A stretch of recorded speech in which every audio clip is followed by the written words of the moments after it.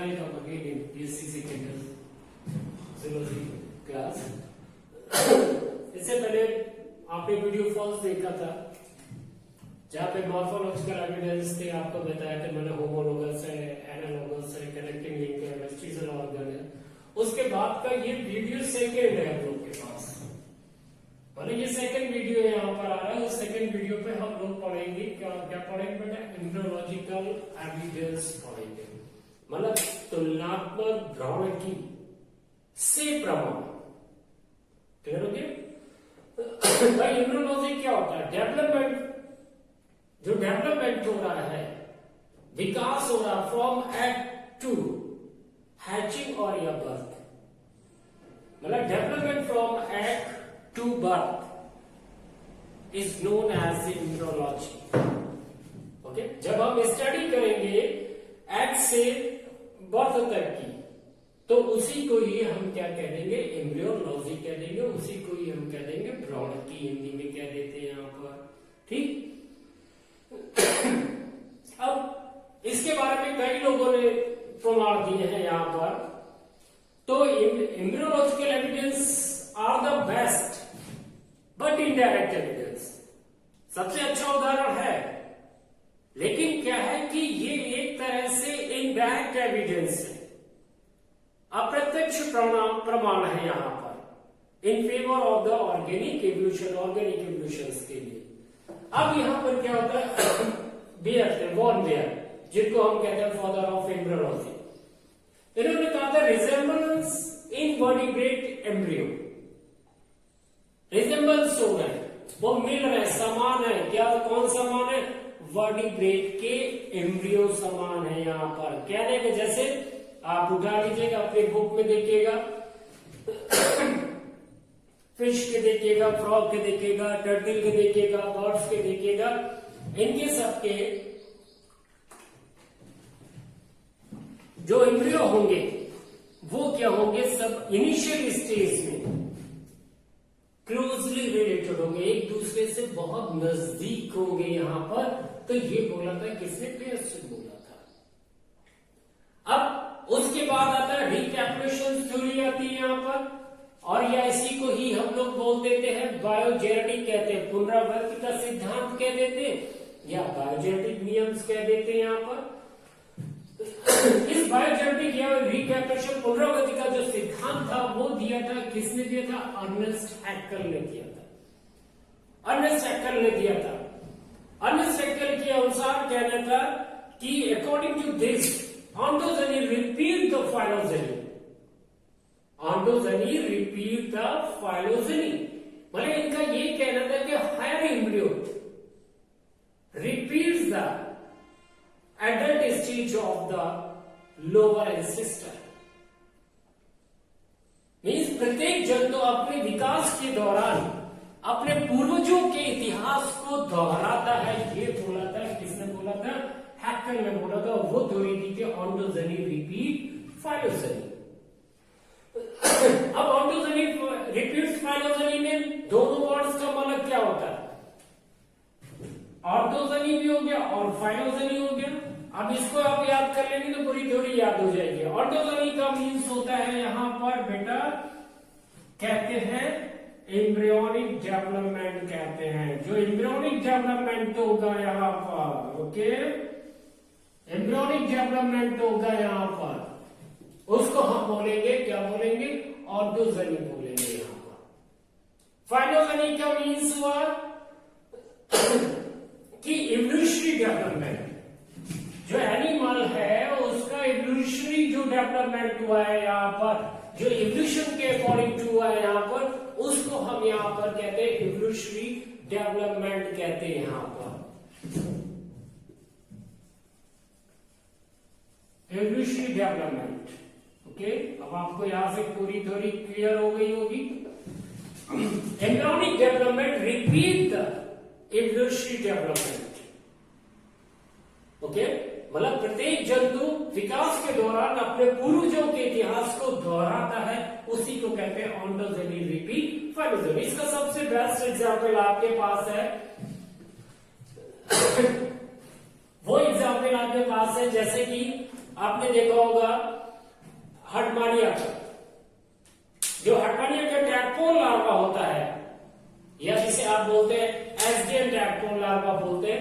एसडिएन tadpole larva और frog का tadpole larva दोनों क्या होते हैं, एक दूसरे से सिमिलर है, यहां पर कह सकते हैं। यहां पर क्लियर हो गया? मीन्स कि एसडिएन टैडपोल लार्वा, एसडिएन लार्वा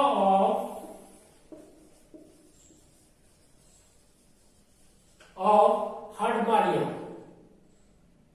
क्लियर? एसडिएन लार्वा ऑफ क्या है, वो हटमानिया का है यहां पर, क्लियर? अब दूसरा कौन सा हुआ, and tadpole larva of frog हुआ यहां पर।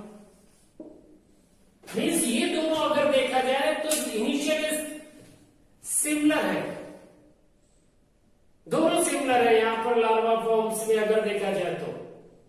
भाई एसडिएन लार्वा ये भी कैसा होता है कि इसका जो शेप होता है टैडपोल लाइक होता है, ये हर्बीवोरस होता है यहाँ पर, ये भी हर्बीवोरस होता है, ये भी वाटर में पाया जा रहा है, वो भी वाटर में पाया जा रहा है।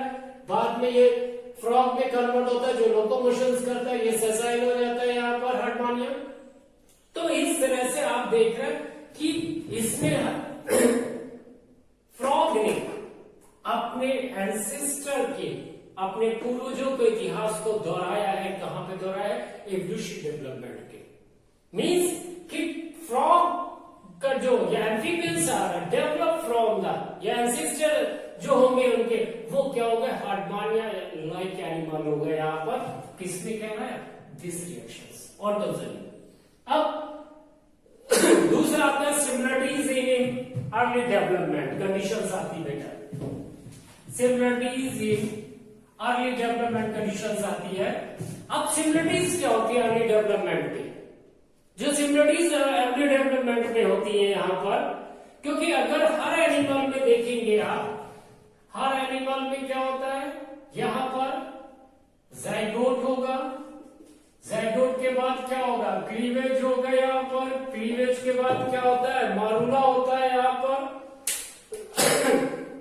क्लीवेज के बाद क्या होगा, मारूला होगा यहाँ पे, मारूला के बाद क्या होगा, ब्लास्टुला होगा यहाँ पर, और ब्लास्टुला के बाद क्या होगा, गैस्ट्रुला होगा यहाँ पे। ये सब में डेवलपमेंट है, हम लोग में भी यही कंडीशन आती।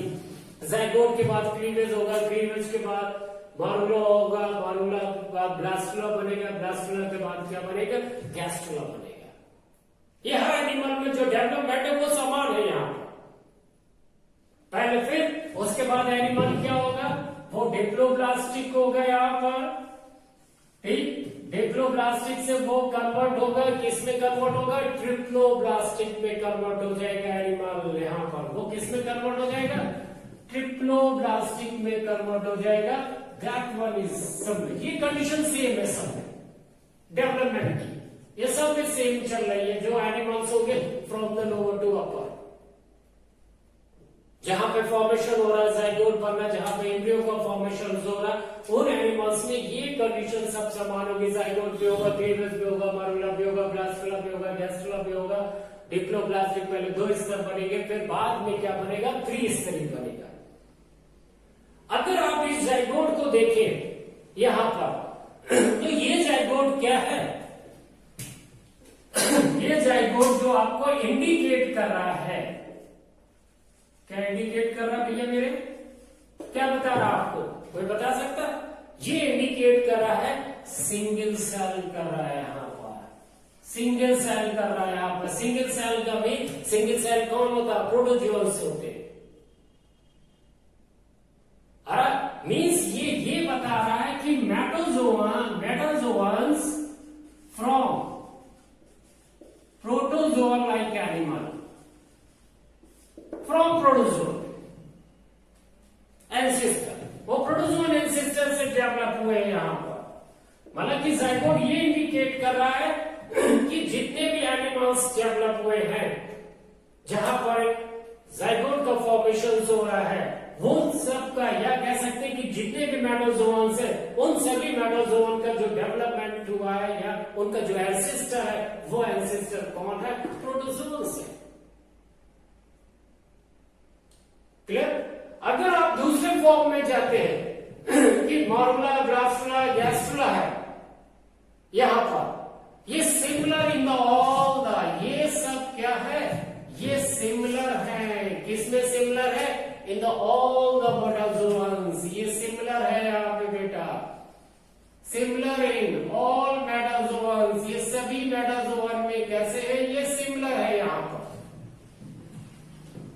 जितने भी मेटाजोअन उठाएंगे आप, सभी मेटाजोअन्स में अकॉर्डिंग टू व्हिटकर क्लासिफिकेशन में बात जितने भी शुरू होते हैं तो वो क्या है, सिमिलर है। यहाँ पे जितने भी मेटाजोअन्स है कि यहाँ पर क्लियर मीन्स क्लीवेज, मॉर्मुला, ग्राफुला, गैस्ट्रुला कंडीशंस आती है यहाँ पर, हम कहते हैं। तो ये बताता है इन सब का जो ओरिजिन हुआ है, ये सब क्या शो कर रहा है, मोनोफाइलेटिक ओरिजिन शो कर रहा है। मीन्स आपका सबका एंसेस्टर क्या है, वो कॉमन है यहाँ पर, सबका एंसेस्टर एक समान है यहाँ पर। तो इसलिए ये शो कर रहे हैं, क्या शो कर रहे हैं, मोनोफाइलेटिक ओरिजिन को शो कर रहे हैं यहाँ पर। क्लियर हो गया यहाँ पर? मीन्स आपसे मैंने कहा कि जो एम्ब्रियोनिक डेवलपमेंट है, एम्ब्रियोनिक डेवलपमेंट कंडीशंस क्या कर रहे हैं, मॉर्मुला, ग्राफुला और गैस्ट्रुला, ये सभी मेटाजोअन में समान है। जब सभी मेटाजोअन में समान है तो ये आपको क्या शो कर रहा है, मोनोफाइलेटिक ओरिजिन को शो कर रहे हैं। यहाँ पर क्या शो कर रहा है, मोनोफाइलेटिक ओरिजिन को शो कर रहा है। मीन्स सबका एक कॉमन एंसेस्टर है, उसी एंसेस्टर से सब क्या हुए हैं, डेवलप हुए हैं यहाँ पर। तब इसी तरह आप ले लीजिए यहाँ पर जो गैस्ट्रुला होता है, यहाँ पर कंडीशंस कहते हैं हम लोग, जो गैस्ट्रुला होगा वो गैस्ट्रुला क्या होगा, वो सिमिलर होगा। यहाँ पर कह सकते हैं कि just like a tadpole larva. यहाँ पर भाई गैस्ट्रुला स्टेज में ले लीजिए आप गैस्ट्रुला, जो गैस्ट्रुला कंडीशंस है, उस गैस्ट्रुला कंडीशंस में आप अगर देखेंगे तो tadpole larva resemble with the young fishes. हालांकि जो टैडपोल लार्वा है यहाँ पर वो क्या है, रिजेंबलेंस है यहाँ पर, वो रिजेंबल है यहाँ पर, क्या रिजेंबलेंस है, किसे रिजेंबलेंस है, वो रिजेंबलेंस है यंग फिशेस यहाँ पर, resemblance with young fishes, young fish से यहाँ पर। तो इसका मतलब क्या हुआ कि amphibians are the originate from the fishes. Amphibians का जो डेवलपमेंट हुआ है वो डेवलपमेंट किससे हुआ है, वो फिशेस से हुआ है, वो मछलियों से हुआ है यहाँ पर कंडीशंस। अब आफ्टर द गैस्ट्रुलेशन, अगर आफ्टर द गैस्ट्रुलेशन हम कंडीशंस देखिए यहाँ पर, गैस्ट्रुला के बाद, गैस्ट्रुला में क्या होता है, डबल लेयर्स बन जाती कि गैस्ट्रुला के बाद की जो कंडीशंस आती है कि इन द बॉडी ब्रेड, जितने भी बॉडी ब्रेड्स होंगे, इन बॉडी ब्रेड्स होंगे यहाँ पर, जितने भी बॉडी ब्रेड्स होंगे यहाँ पर बेटा, उनमें जो डेवलपमेंट होगा, अर्ली डेवलपमेंट होगा या अर्ली कह सकते हैं अर्ली पोस्ट गैस्ट्रुला स्टेजेस होंगी, वो early post gastrula stages are quite similar in the member of the all the different.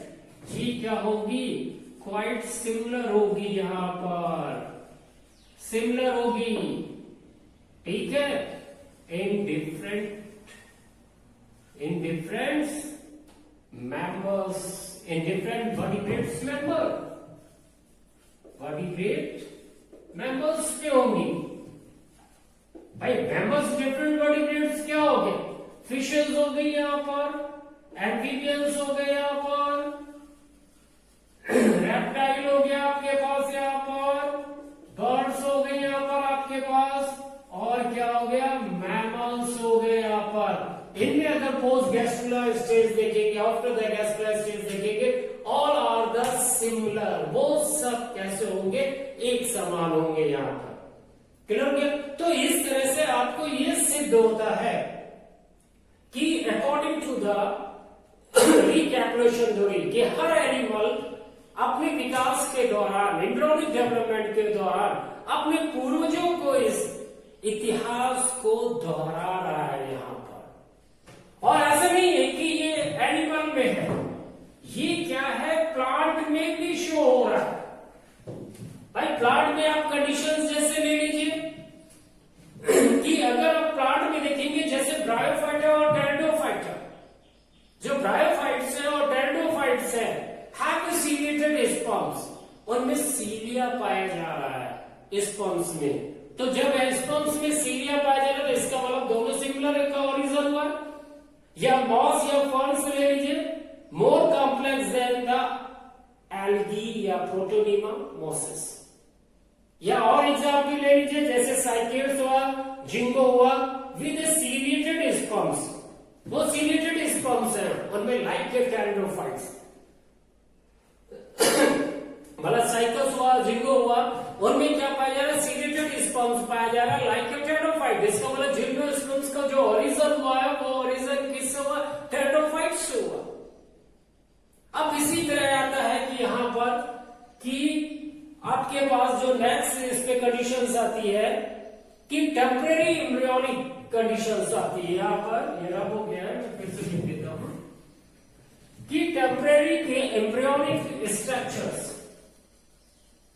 Embryonic structures अगर आप देखेंगे, टेम्परेरी एम्ब्रियोनिक स्ट्रक्चर्स देखेंगे यहां पर कि जैसे कहते हैं कि टीथ, जो टीथ होगा, जो दांत होंगे, वो बर्ड्स इन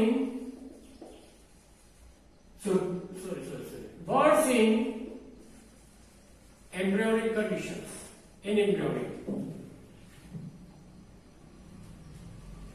ओके, दूसरा आपके पास है कि टैडपोल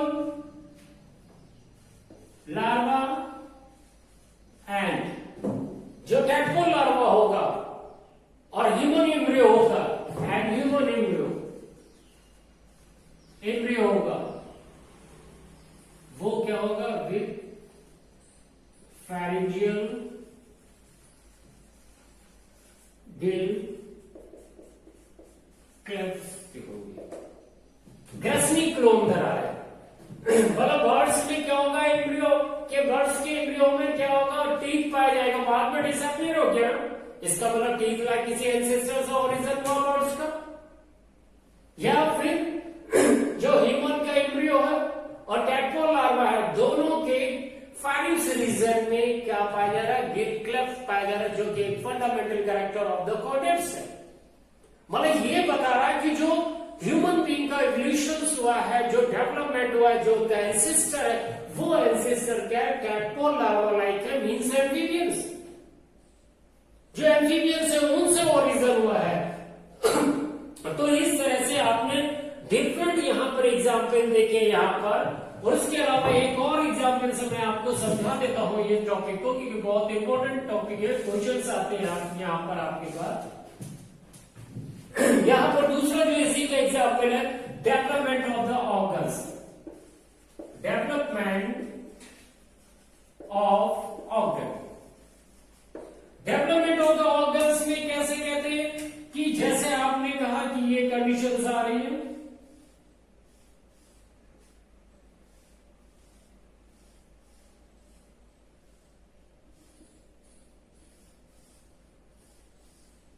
ये कंडीशंस आ रही, देखिएगा ये हार्ट का स्ट्रक्चर है।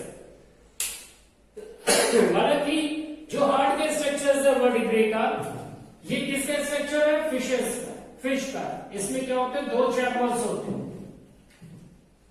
फिश में कितने हो गए? 2 चैम्बर्स हो गए यहां पर, क्लियर। और ये क्या हो गया? एम्फीबियंस का हो गया, ठीक। ये किसका हो गया? रेप्टाइल्स का हो गया यहां पर। और ये किसका हो गया? बर्ड्स का हो गया एंड मैमल्स का हो गया यहां। मतलब ये बता रहा है कि this condition retain in the adult. मतलब ये कंडीशन ये बता रहा है कि जैसे से एम्ब्रियन होगा, डेवलप होगा, पहले 2 चैम्बर होगा, फिर 3 चैम्बर होगा, 3.5 3 होगा, या फिर 3.5 होगा, हाफ होगा, और ये 4 चैम्बर्स होंगे यहां पर। मतलब कि एक ऑर्किल, एक वेंट्रिकल, 2 ऑर्किल होंगे एम्फीबियंस में, एक वेंट्रिकल होगा।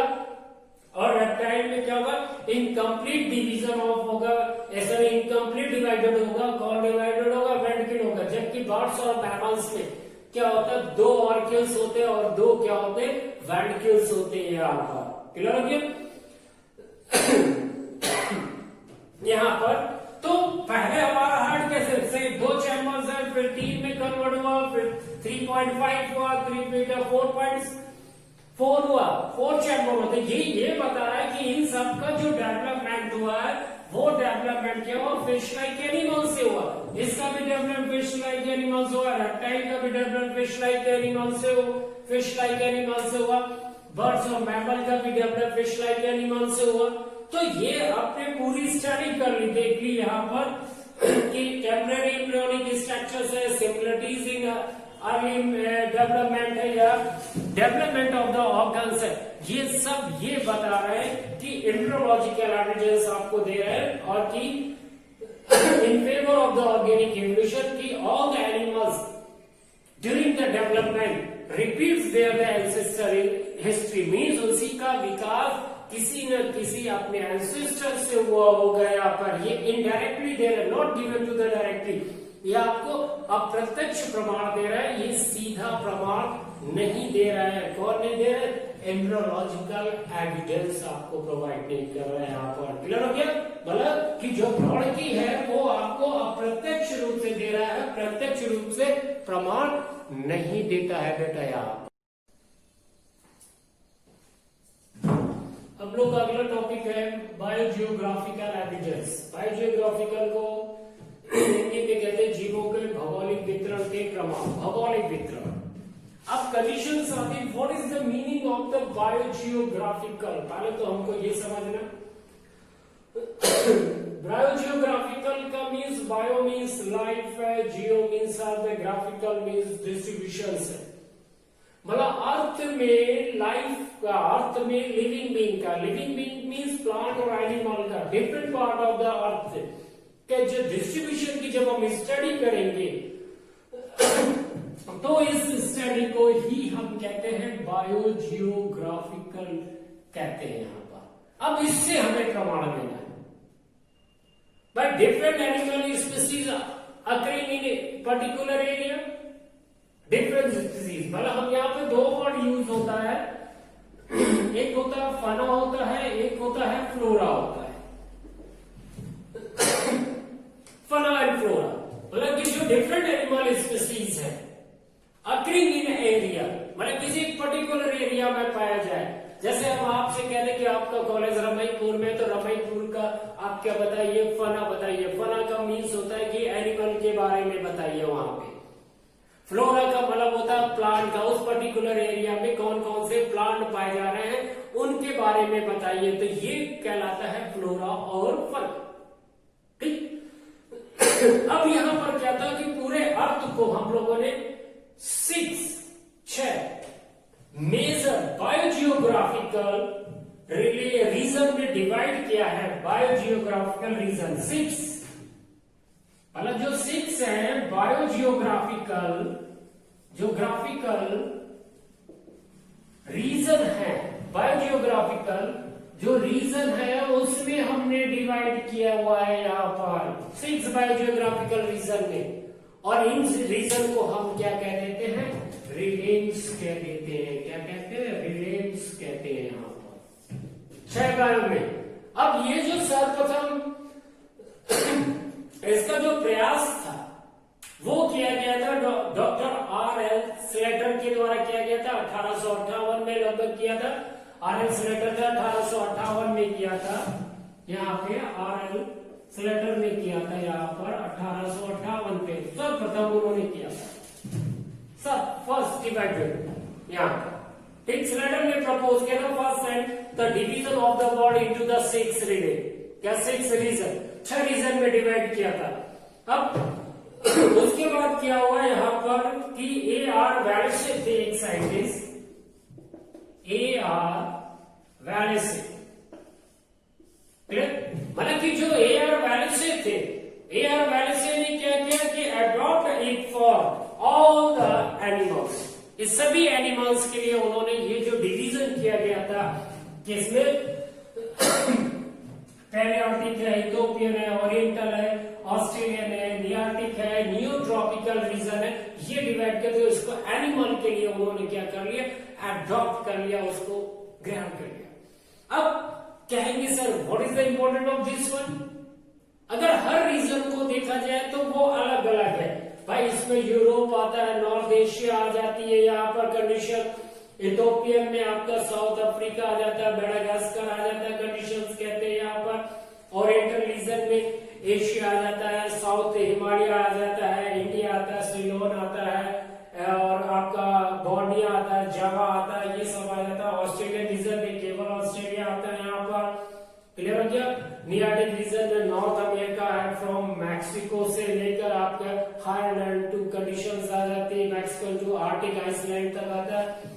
और नियो ट्रॉपिकल रीजन में आपके पास क्या था, central and south America, Mexican, lowland and wetland conditions आ जाती है यहाँ पर, क्लियर हो गया।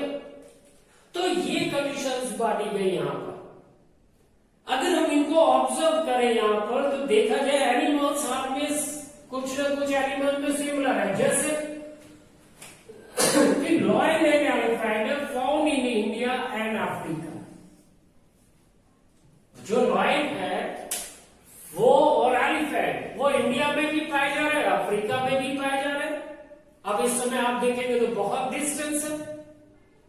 तो इसका क्या तात्पर्य हुआ कि जो ये कंडीशन है, जो दोनों की भौगोलिक दशाएं एक है, क्लाइमेटिक कंडीशन एक है, तो वो ये बता रहा आपको, कंडीशंस दे रहा है कि किसी न किसी समय में, ठीक, किसी न किसी समय में प्राचीन काल में इंडिया और अफ्रीका एक होंगे, इंडिया वहां से अलग होके एशिया से आके अटैच हो गया अर्थ क्रस्ट उसकी, मतलब कि कहने का कंडीशंस वही है। अमेरिका ऑस्ट्रेलिया में क्या कहते हैं, नहीं पाए जाते। अमेरिका ऑस्ट्रेलिया में क्या हो रहा है, ये नहीं पाए जाते यहाँ पर, क्लियर। जबकि जेब्रा और जिराफ है, दरियाई घोड़ा अफ्रीका में ही पाए जाते हैं यहाँ पर। तो कंडीशंस ये बता रहा है, एनिमल डिस्ट्रीब्यूशंस बता रहा है कि ये सबका एनिमल पहले एक साथ थे, लेकिन जब चेंजेस हुए, इवोल्यूशंस हुआ, एक भौगोलिक दशाएं चेंज हुई, तो ये एनिमल्स भी क्या हो गए, अपने अलग अलग क्या होते रिलेम में स्थित है, वहां पर उन्होंने अपने को क्या किया, डेवलप किया।